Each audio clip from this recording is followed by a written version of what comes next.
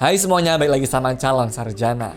Coba inget-inget deh, kapan sih terakhir kali itu kalian mampir ke toko ini? Atau beli barang ini juga? Udah lama banget kan? Bukan karena kalian tuh lupa teman-teman, tapi karena raksasa-raksasa ini diam-diam tuh sudah lenyap dari Indonesia. Mau tahu daftar lengkapnya brand-brand besar yang sudah menghilang padahal dulu tuh eksis banget? Hai, gue Andre, yang kita bahas nomor 8, Asia. Kalian tahu nggak teman-teman, budaya ngetik alay zaman dulu itu sebenarnya lahir karena kepepet ekonomi loh. Ya, pelakunya itu adalah provider legendaris tahun 2003 yaitu Asia dari Bakri Telekom. Di tahun 2003 lalu, Asia ini tuh langsung merajai pasar kelas bawah tuh karena tarifnya yang kebangetan murah. Bayangin aja coba, masa tarif nge-SMS aja bisa Rp1 per karakter coba guys. Makanya demi ngirit pulsa, orang-orang zaman itu tuh ya terpaksa ngetik di singkat-singkat yang secara ekstrim tuh sampai-sampai huruf vokalnya juga dihilangin. Gen Z yang sekarang tuh bisa bebas spam chat di WA pasti gak habis pikir kan. Terus mereka juga rilis tuh teman-teman HP Asia ngoceh yang nawarin telepon sepuasnya ke sesama Asia. Jadi dengan bayar Rp10.000, kalian tuh bisa telepon ribuan menit atau mungkin sepuasnya ke sesama pengguna Asia juga. Dan HP Asia Hidayah disukai orang-orang tuh gara-gara ada fitur pengingat sholatnya guys. Gila, zaman itu mah pantas aja ya Asia menjadi raja banget guys. Sayangnya tapi teman-teman, kejayaan Asia tuh perlahan mulai redup tuh waktu teknologi mulai pindah dari CDMA ke GSM yang lebih stabil dan juga munculnya tren smartphone Android murah. Bisa dibilang sih mereka tuh agak telat ya buat ngikut adaptasi teknologi baru ke jaringan 3G dan juga 4G sehingga udah keburu kalah saing tuh sama merek-merek lainnya. Dan pada akhirnya di awal tahun 2016 kemarin, Asia resmi mengibarkan bendera putih dan juga berhenti beroperasi guys. Ya walaupun mungkin sekarang udah nggak ada, tapi bunyi ringtone khasnya si Asia pasti masih terngiang-ngiang dong di telinga kalian yang sempat ngalamin masa itu kan.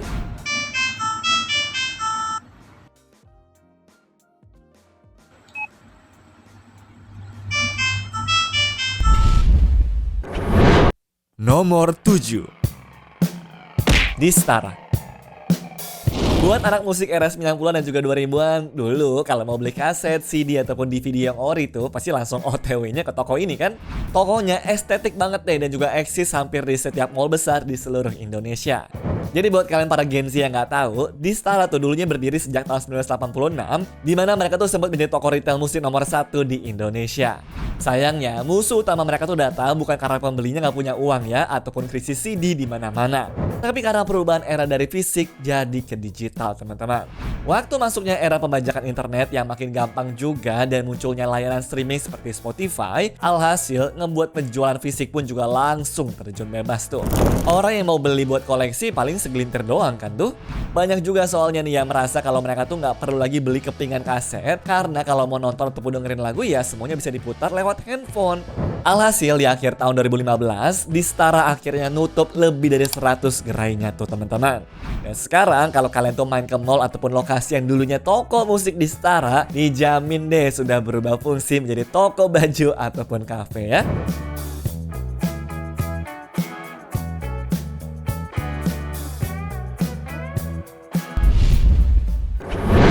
Nomor 6, Tabloid bola.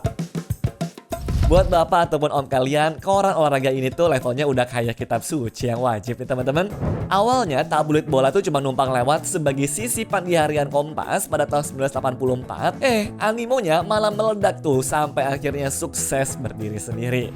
Isinya memang juga sekeren itu sih pada zamannya, dimana super lengkap banget tuh ngebahas review Liga Eropa, statistik pemain, gosip transfer, sampai yang paling diburu anak sekolah adalah bonus poster pemain idola tuh buat ditempel di dinding kamarnya. Ayo aku siapa yang begini juga tuh teman-teman. Sayangnya tapi ya, masa kejayaan yang sudah dibangun selama 34 tahun ini harus tamat. Secanggih dan juga selengkap apapun isinya, tabloid bola akhirnya resmi ngibarin bendera putih dan berhenti terbit tuh permanen di bulan Oktober 2018 karena minat baca media cetak yang mulai menurun.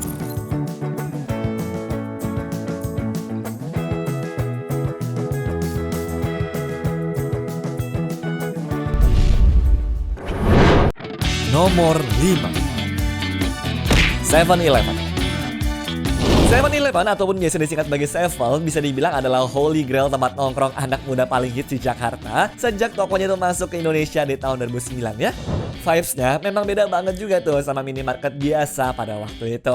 Ada wifi gratis, ada colokan, dan juga yang paling ikonik ada mesin minuman Slurpee yang warna itu ngejreng banget sama nachos yang saus kejunya bisa kita pencet sendiri sepuasnya ya. Nah masalahnya teman-teman, karena modal bisnisnya tuh ngebolehin orang buat nongkrong lama tapi belanja sedikit doang, itulah yang akhirnya nggak buat perusahaan ini menjadi boncos. Pelan-pelan orang tuh nongkrong 5 jam tapi cuma belinya satu minuman doang tuh. Atau nongkrongnya 12 jam tapi cuma beli satu makanan doang. Dan Sevel akhirnya gulung tikar beneran tuh di tahun 2017 semenjak kena pukulan telak di tahun 2015-nya. Yaitu larangan dari pemerintah untuk menjual minuman alkohol di minimarket ya. Padahal jualan bir itu adalah salah satu nyawa dan juga penyumbang cuan terbesar mereka guys. Ya pada akhirnya karena beban operasional yang makin bengkak dan juga pendapatan yang terus terjun bebas tuh, Sevel resmi lah tuh gulung tikar dan juga cabut total dari Indonesia di pertengahan tahun 2017 ya.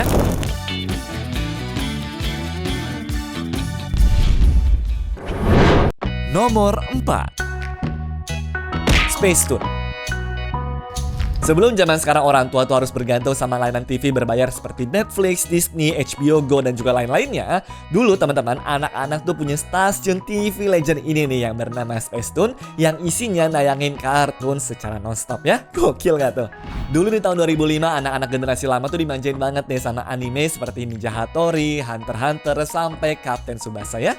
Sayangnya guys, masa kejayaan Spacetoon mulai berakhir di bulan Mei tahun 2013 karena frekuensinya itu diakuisisi sama Indika Group buat jadi stasiun Net TV. Ya meskipun sebenarnya setelah itu mereka tuh masih sempat siaran tapi lewat jalur TV berbayar, cuma kayaknya peminatnya tuh jadi sedikit deh dan dianggap orang-orang ya udah gulung tikar. Sedih sih guys kalau dipikir-pikir, era emas kartun nonstop buat bocah sayangnya tuh gak akan bisa dirasakan juga sama anak zaman sekarang ya. Bagai bintang-bintang sinari Spacetoon. Nomor 3, majalah Go Girl dan Hai. Dulu kalau mau dianggap gaul, seenggaknya itu minimal banget sih mesti langganan salah satu dari dua majalah ini ya.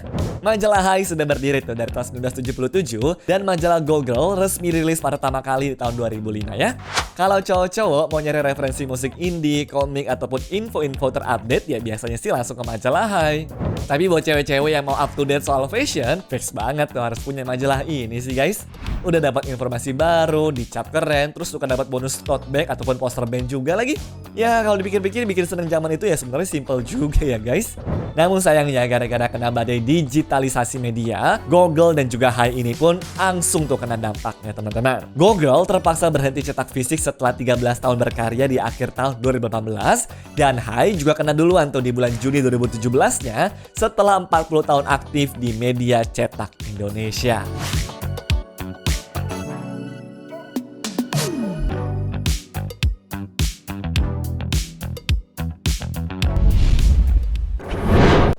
Nomor 2, Bread Talk. Setelah bertahun-tahun ke mall dan selalu ngelihat brand Bread Talk, rasanya sempet aneh banget gak sih waktu mendadak mereka tuh mengubah namanya jadi Mako Cake and Bakery. Hits, tapi tenang dulu ya, sebenarnya brand Bread Talk tuh sendiri ya nggak bangkrut juga kok. Jadi teman-teman, brand asal Singapura ini awalnya dibawa Johnny Andrean ke Indonesia di tahun 2003 ya. Cuma karena masa lisensi franchise-nya tuh sudah habis dan entah alasan rahasia itu lainnya seperti apa, pihak pengelola di Indonesia akhirnya tidak memperpanjang merek Bread Talk lagi ya. Ujung-ujungnya apa? Semua gerai Bread Talk harus ganti baju tuh alias rebranding menjadi Mako mulai akhir tahun 2022 kemarin teman-teman. Secara pemilik sih ya sebenarnya masih sama kok, tapi nama Bread Talk-nya aja tuh yang pamit dari Indonesia ya.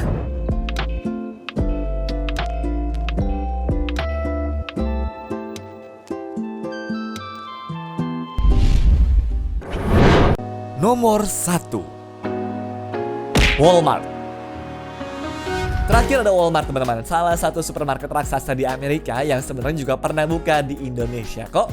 Tapi itu dulu ya, sekitar tahun 1990-an teman-teman. Lokasinya sendiri ada di Lipo Supermall Karawaci, di mana supermarket itu sempat deh menjadi primadona karena pakai strategi everyday low price alias banting harga yang bikin ibu-ibu sejabodetabek kalah belanja.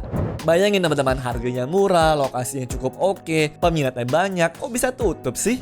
Nah, banyak yang mengira kalau mereka tuh tutup murni karena kerusuhan Mei 1998. Padahal sebelum tragedi itu terjadi, Walmart sudah pusing duluan teman-teman ngadepin krisis moneter dan juga drama sengketa hukum yang panas banget sama mitra lokalnya yaitu grup Lipo. Dan puncaknya, waktu kerusuhan tahun 98 meledak, toko mereka pun langsung beneran tuh menjadi sasaran penjarahan dan juga pembakaran massal. Ya, kombinasi krisis ekonomi, drama partner bisnis juga tuh, plus trauma ngelihat tokonya tuh hancur lebur, akhirnya bikin manajemen Walmart angkat koper teman-teman dari Indonesia. Dan fix banget trauma buat balik lagi sampai detik ini ya. Anyways, cukup sampai di sini ya guys video hari ini. Sampai jumpa di video selanjutnya. Dah.